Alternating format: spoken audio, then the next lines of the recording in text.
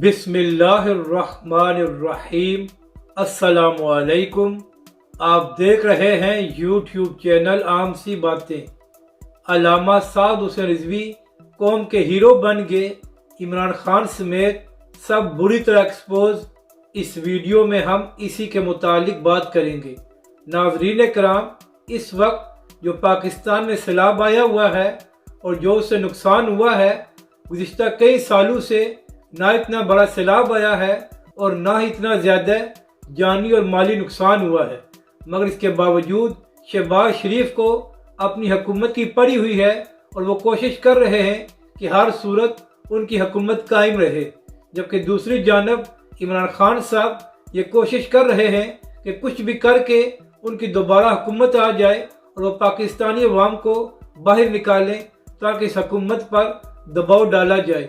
नाज़रीन कराम, ना ही इमरान खान को और ना ही शहबाज शरीफ को वो बिखरी हुई लाशें नज़र आ रही हैं जो सैलाब से मुतासरा इलाकों में पड़ी हुई हैं, मगर इस सारी सूरत हाल में तहरीक लब्बैक पाकिस्तान और अल्लामा साद हुसैन रिजवी खुलकर सामने आए हैं।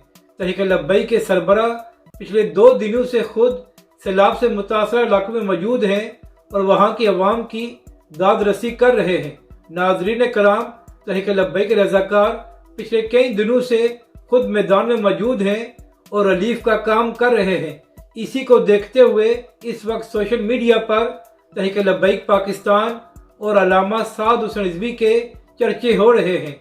बड़े बड़े सहाफ़ी कह रहे हैं कि जिस तरह तहरीक लब्बैक के सरबराह खुद मैदान में आए हैं और अवाम की मदद कर रहे हैं, इसी तरह इमरान खान और शहबाज शरीफ को सियासत छोड़कर इन दिनों पाकिस्तानी अवाम की मदद करनी चाहिए। नाज़रीन कराम, कल तहरीक लब्बैक के सरबराह अल्लामा साद हुसैन रिजवी की एक वीडियो सामने आई जिसमें वो रात के सैलाब से मुतासर इलाकों का दौरा कर रहे थे और वहाँ की अवाम को यकीन दहानी करा रहे थे कि कल इंशाअल्लाह आपको मज़ीद खेमे प्रोवाइड कर दिए जाएंगे।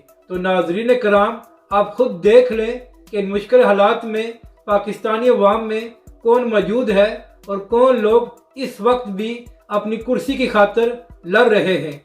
अपनी राय का ज़रूर इजहार करें कि आपको ये वीडियो कैसी लगी और हमारे इस चैनल को भी सब्सक्राइब करें।